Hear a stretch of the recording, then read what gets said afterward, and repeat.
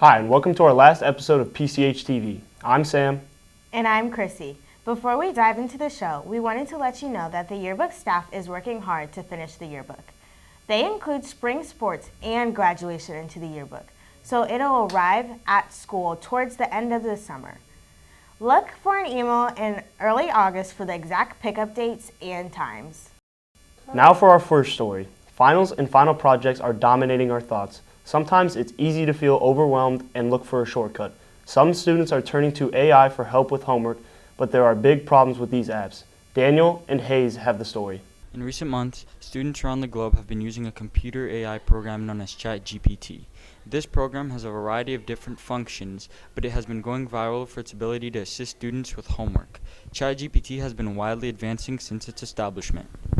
I originally tested the GPT-3, aka the original GPT, what ChatGPT is based on.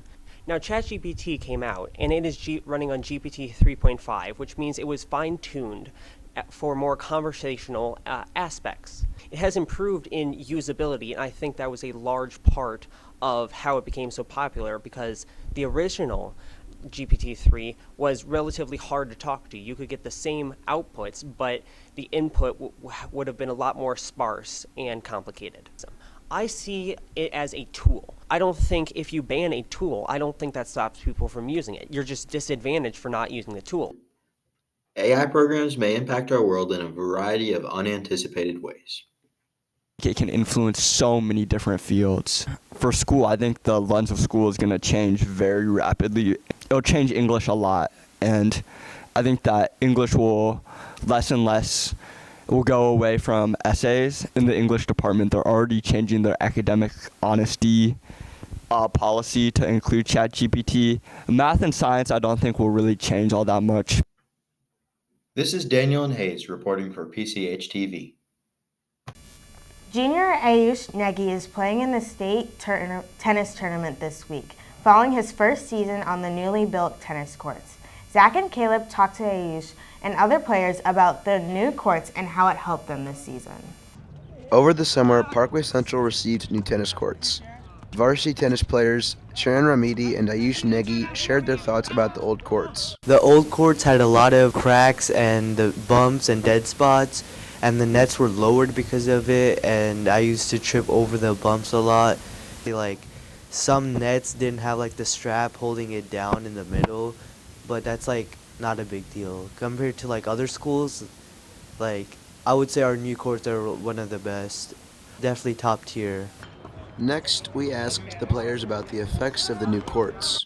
Yeah, play has definitely, for me at least, been playing much better because of the new courts. Because as I said, I was tripping over the bumps. There were a lot of dead spots, and you couldn't see that coming.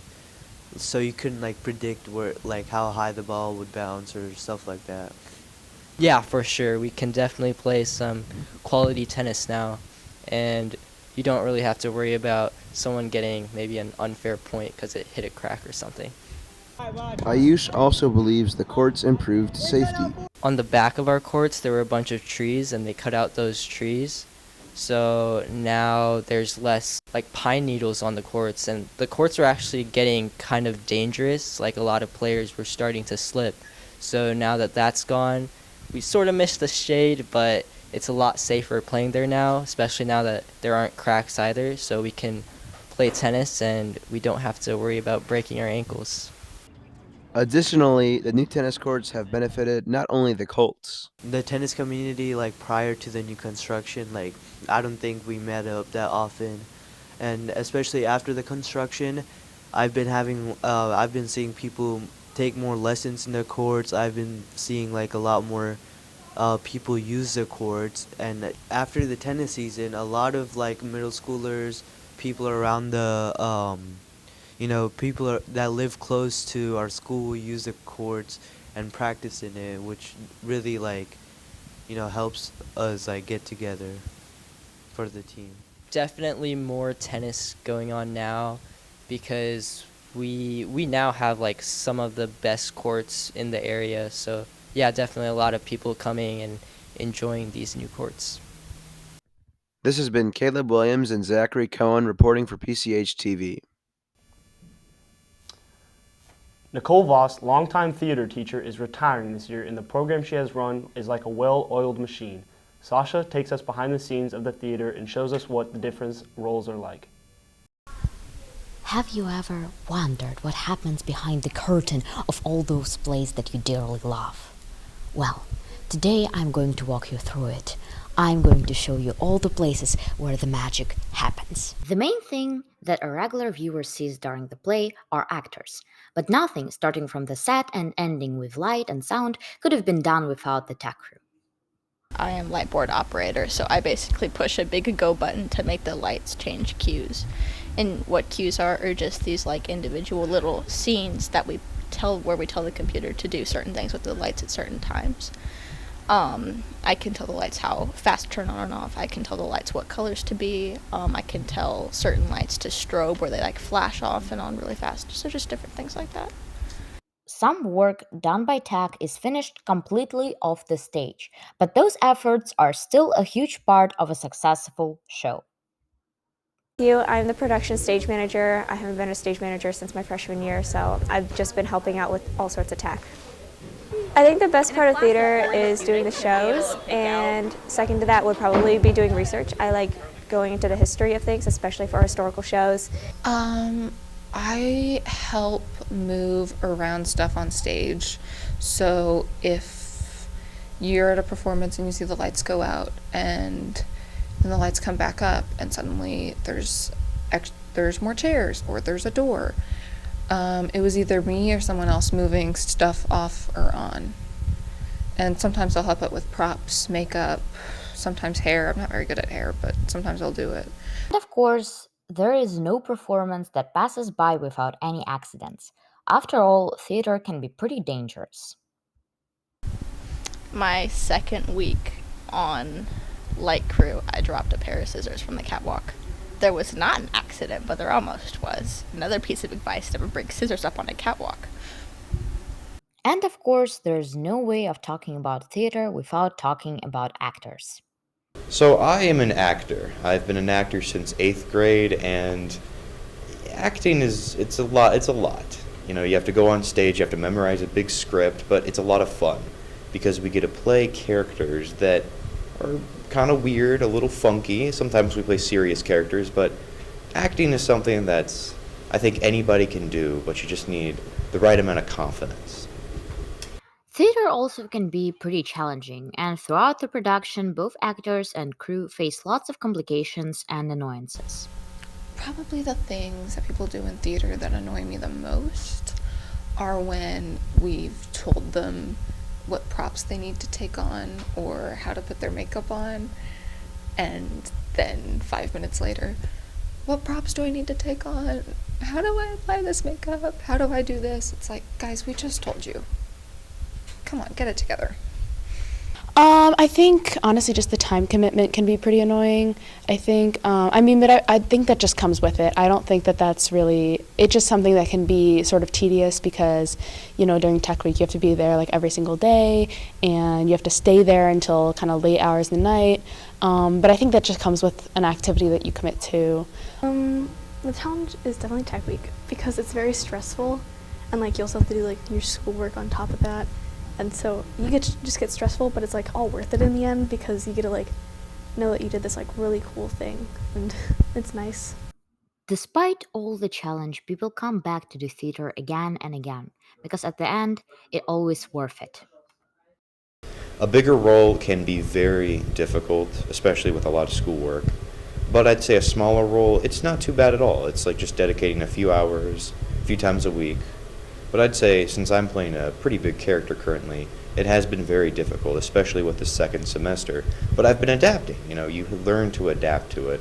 And definitely in the show weeks, it can be very, very hard, but you just keep going and the reward is worth it.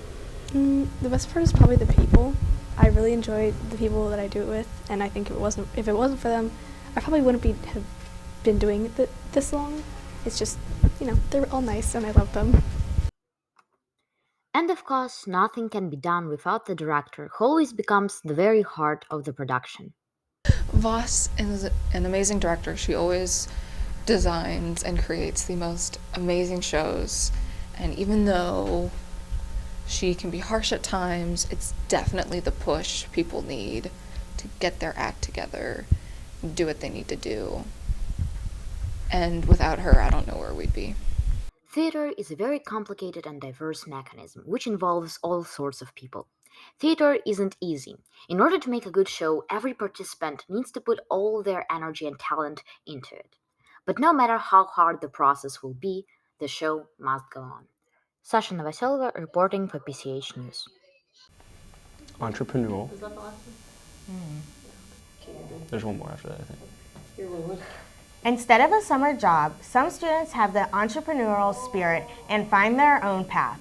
One junior makes money by buying and reselling shoes. Mitchell and Matt talked to him about his business.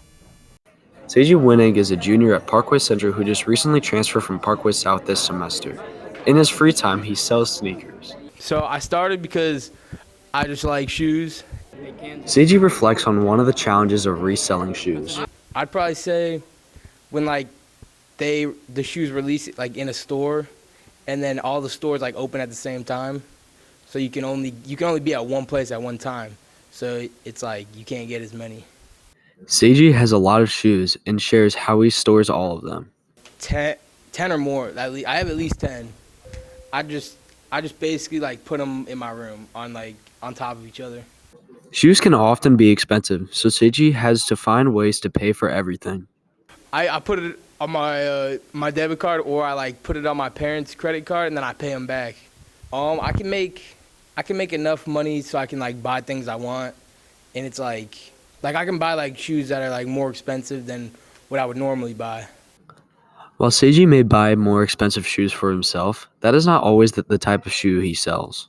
I mean, most of the shoes I sell, it's not like one of them's expensive, but I'll sell like 10 or more, so then I'll get like a lot of money for the 10 of them. Social media has helped Seiji advertise his shoes and build connections with others in the business. I take pictures of the shoes and I post them on my Instagram, and then like people that follow me, they can see them, and if they want them, they can message me to buy them. Yeah, it's pretty effective because like it's there for the people that want it, and also like I follow other people on Instagram, and like if they want it, or they'll see my page, and then they can message me. This is Matt Mitchell reporting for PCHTV. If you haven't checked out our YouTube channel, subscribe today at youtube.com/PCHTV-STL.